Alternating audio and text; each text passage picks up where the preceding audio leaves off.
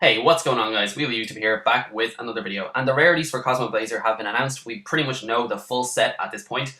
And is anybody surprised to see that the Fire Formation spell and trap cards, not just one, but all of them, are commons? I, for one, was really surprised, Fire Formation Tenki being a common. However, I can think of some reasons why that might be, and some of the reasons why the rarities are the way they are in this set. And in this video, I'm basically going to discuss my thoughts on Konami and rarities in general.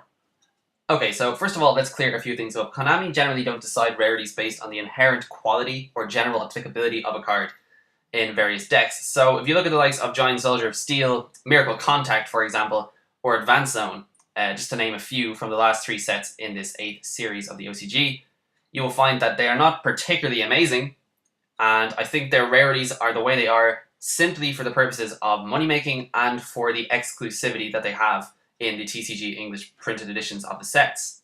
So if mediocre cards can be secret rare, then explain to me how Fire Formation Tenki and all the other Fire Formation spell and trap cards can be common. Maybe Konami were just being more charitable in the sense that High Priestess of Prophecy and Mermaid Abyss Megalo from their respective archetypes were so difficult to obtain that very often people wouldn't fork out the cash. And in the case of the Fire Fists, maybe they're just being nice. And the fact of the matter is, they want their poster boys for the set to sell well. I mean, let's look at Charge of the Light Brigade from way back in the day, 3 years ago, when the Lightsworns were first released. We did not complain about the fact that it was a secret rare because everyone wanted to build the Lightsworn deck. Everyone knew the Charge of Light Brigade was a broken searcher spell that the deck very much needed. However, Fire Formation Tenki is a little bit different from that.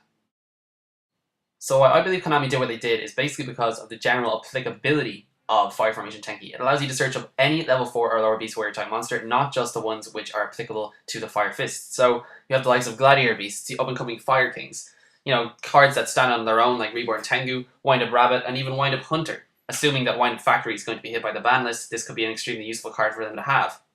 So my point is, because the card is so generally applicable, and because the Fire Fists are the only ones who can truly break the card, unlike Charge of the Light Brigade, which had to be put in a Lightsworn deck, I think its rarity was lowered as a result. So what about the rarities of the other cards? Well, Mermails are ongoing archetypes, so they're not going to make any of them extremely rare, apart from Mermaid Abyss Elite, which is sort of following the pattern of those level 7 monsters that you discard water monsters to summon. Except, of course, for Mermaid Abyss Teus, who I'm really happy to say is an ultra rare. Haze Beasts I'm a little bit confused about because, like the Heroic Dragons, most of their monsters are rare or common. This does not necessarily mean that the deck isn't going to be popular, but it just means that Konami don't believe that the deck is going to make them a lot of money. However, the same cannot be said for the Prophecy archetype. I mean, High Priestess of Prophecy is a secret rare. Most of the TCG exclusive spellbooks that were released are also secret rares, and this is no exception. Spellbook of the Master is going to be a secret rare in Cosmo Blazer, and most people will want to run it at 2 copies in their respective decks, and they are going to have to fork out a lot of cash in order to do so. So you could say that they make the deck that is currently in their line of sight easier to make, but that wasn't the case when the Prophecy monsters were in their line of sight because most of them were secret rare. So it really makes you wonder why Konami make the cards that they do, the rarities that they are. But anyway, what are we complaining about? Fire Formation Tenki is a common, and right now it's at 3, so bitches, get your hands on 3 copies of that card. Anyway guys, that is it for the video. Thank you so much for watching. Be sure to comment, rate, and subscribe. Let me know what you think of the rarities of the TCG exclusives, and are Konami screwing around with us lately? Are they making cards that are really, really good commons? I'm making cards that are pretty mediocre, secret rare, just to screw with our heads. To be honest, it doesn't even solve a lot of issues. If anything, it would make people buy less cards. Because if they can get the commons really easily, and they can get the secret rares, and they turn out to be shit, then why the hell would they buy packs in the first place? In fact, I know a lot of people who don't. But be sure to go through the last few sets yourself. Check out the list of secret rares and in the TCG exclusives, and ask yourself, do they deserve to be that way, or Konami just doing it for money-making purposes?